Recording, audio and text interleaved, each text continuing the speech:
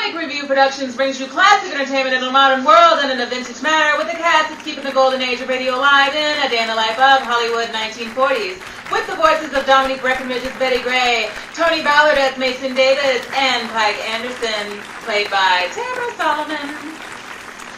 As the morning is underway, we look in on Mason Davis, who's trying to pester talk Pike into a trip to the mat. You mean on the mat? Let's take a look. Come on, Pike. You can help me out, can't you? For the last time, no, Mason. I'm not letting you use my washing machine to do your laundry. The last time I let you use my washer and dryer, you used the washer for practicing your Houdini-inspired trick and the dryer to warm up your sandwich. Really, Mason? I wish you would make up your mind as to what you want out of life, to be a magician or a nutritionist. Until you figure it out, I fear appliances across America are only one power outage away from going black. So, does this mean no? Okay. Well, never trust a writer to read you right. Their words and all the lines. I could ask Rachel. She should be home. Nah, I should wait until Dennis comes back. Yeah. Women like Rachel don't understand what creative processes men have to go through in order for us to succeed in our profession. It must be why she hasn't bailed Dennis out of jail in Mexico yet. Down in Mexicali, there's a crazy little place that I know. I bet the boss is a cat named Joe. How'd you know? Just a roller coaster of a guess. By now, folks, I mean, really, what do you expect? This is what happens when the women outnumber the man, see?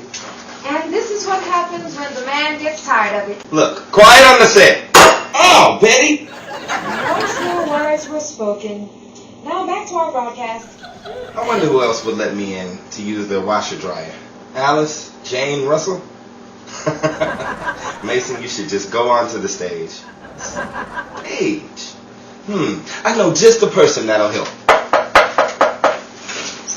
Why, hello, Mason. Come right on in. Oh, thanks, Betty. Look, I wanted to see if I could borrow your washer and dryer. Betty, my face is stuck in the door! Only your face? Come on, Betty, let me in. Oh, all right. Thanks. Now, how's about it? Can I use your washer and dryer? I don't have one. You don't have one? Look, you had one when I was here 6 months ago. That's why I don't have one now. I sent you the bill, didn't I? For me to pay for it. Come on, Betty. The money you're making, that's a couple of thousand amongst friends. Good thing I'm not Jack Benny. The mere mention of 1,000, I'd be dead by now. Goodness, I'm running out of options. I can't ask Henry. He's in the midst of finding a room to rent. Room to rent? Set out? Set up. Yep, Dennis strikes again. Poor London. And don't think you shouldn't mean it. I'm sorry, I'm imagining Lena Horne right now. And don't think you shouldn't mean that literally. Henry? And city. Things go global when Dennis is involved. Mason, too. And don't you think I don't know that literally.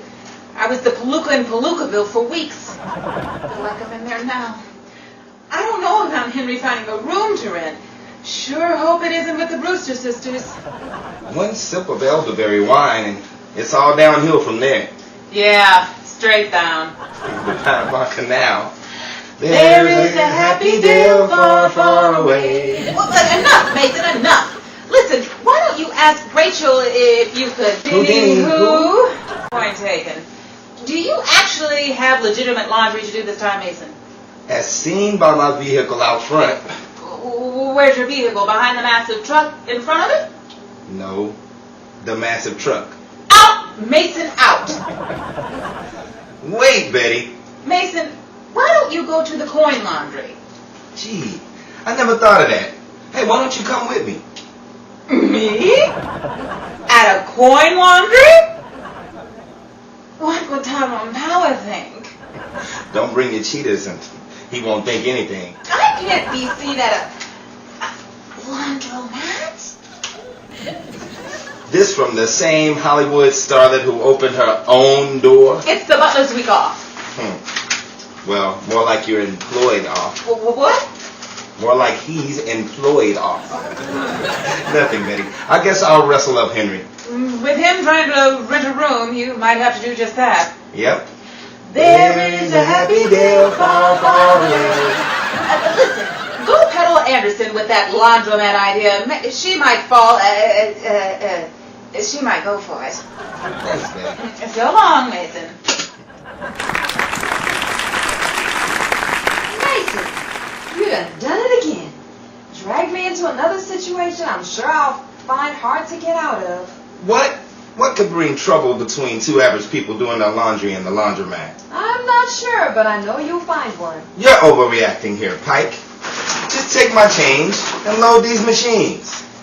While you do what? Sit and watch. I knew you had some notion in that head of yours, but I didn't know that was the only thing in it. Shh, calm down, Pike. People will hear you. It was her. She did it. Pike Anderson. She was the one. She had the change. She has the clothes, and she has the secret formula. Mason, get hold of yourself. That was only the timer on the dryer down on the other end of the room. Who said it wasn't? I'm not sure. I couldn't hear anyone over your screaming. Now, let's load these machines. I want to get home before noon. Pike, it's past noon now. Noon tomorrow. Have you seen the load of clothes you have sorted down the street outside? I can't see it with my naked eye, but I'm sure your clothes go well with the brown derby. Yeah, I realize. Hey, get away from those clothes. Hey, that's not a donation bin. Great. There goes Mason's man, down the street with fleeting feet. Wow. The man on the left is snatching the pants right off of Mason's backside. Whoop! There goes his shoes. Are those my socks? And I didn't even feel them leave my feet. Well, with the loads leaving the herd, that leaves less clothes to wash. There is a happy dale far, far away. Can you get that? A truckload of clothes reduced to only the shirt on my back. Now, if that don't beat it all. Crack me up. Well, thanks for staying with me anyhow, Pike. I don't know what I would have done if you hadn't been with me to fight off that mob. I just wish you'd have to throw all my change at them to do it. Those hobos saw that silver and gold and they went diving like a worm on a hook. New quarters and shiny pennies seem to bring out the beast in people. Could you get that for me, Pike? I don't have the energy to even lift a finger. Saying that this is my place of residence, don't mind if I do. Can I answer my own door? Hi, Betty. Come on in. Don't think I can say, Anderson. Just wanted to see if you knew where Mason was. He's here. Oh, great. That's good. That's bad. Henry London is headed this way now on a hunt for Mason. After he couldn't find him at his apartment, the Grease Junction function, the Magic Buffoonery, the Laundo-Mat, Dennis and Rachel's, under my bear rug, in the basement down at Charlie's, or hiding in the tree at the ballpark, he thought this was the best place to look. I did my best to convince Henry he wouldn't find Mason here, but I think the smile that broke out across my face, it gave it away. Why? What has Mason done? I don't know exactly, but Henry said something about having his clothes sold back to him while he was driving around town looking for a room to rent. You don't mean... I believe so. Henry said all of a sudden he saw a bunch of hobos in tailor-made suits escaping, running all about him. Mason, you didn't. Okay, it wasn't my idea. Dennis put me up to it. He said I could get a free meal once a week at the Grease Junction function because he had a friend who works there. Okay, he picks up the garbage in the back alley. He picks up the... Mason, I have news for you. Dennis's friend doesn't work for Grease Junction function. No. No, I'm pretty sure he gets paid by the city of Los Angeles. Really? It looks like a line of work I should get into then. He's the one you're trying to get out of. Thanks for the warning, Betty. Knowing Henry, he'll probably try to catch me off guard expecting me to come crawling out the back door. So I'll fox him. I'll just slip out the... Ah! Looks like the hounds got him and he never even saw Henry coming. I always tell them, It's the front you should be worried about. Good night, everybody. The voices in tonight's broadcast were provided by Tamara Solomon as Pike Anderson. Here's Looking at You, Kid. Tony Ballard as Mason Davis and Dominique Breckenridge as Betty Gray. She's still dreaming of Lena. I can't help myself. Here, reminding you that all the women's wardrobe worn in tonight's broadcast were provided by the LAUND-O-MAT Private Collection. A day in the life of. Thanks you for tuning into our broadcast. And remember to subscribe to our Dominique Review YouTube channel. Like us on Facebook and follow us at Dominique Review on Twitter. And share us with others. Before we bring you an all-new episode next week, be sure to tune in with your family and your friends right here on our YouTube broadcasting channel, Dominique Review. This has been a Dominique Review production. Good night, everybody. You guys did fantastic. Oh, I had that bottle in my hand drinking the water, and my cousin was like, you can have any water in the refrigerator, but don't drink the one in the sports container, the sports bottle. I'm saving that as a souvenir, and I have it in my hand because I didn't already. And my mom, she did it. She opened it. She's drinking out of it, and my mouth was just like, because I was trying to figure out how can I tell her, and my mom did that, and That's funny. I couldn't believe it. Like I said, I can't believe you ratted me out like that. And then my mom put her hand down before she said, oh, I'm so sorry. I said, how could you do this? Like, it just didn't quite feel right. I didn't understand quite what was going on. So, Can you get that? A whole load of truck. Surrounded by reduced clothes. Okay, here we go. put that in your pipe and smoke it. Yeah. Do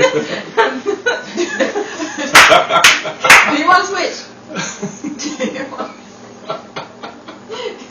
Well, thanks for staying with me anyway, Peg. Can you get that? A whole load of truck. Wow. A whole load of clothes. That's a whole lot of crap. A whole truck load of clothes. Still Lena. Brilliant. Let me drop a cookie on the floor. And now for my next trick. That is a wrap. That's how you put this celebrity down. You're going to have to read that line again, brother. Oh, Lord.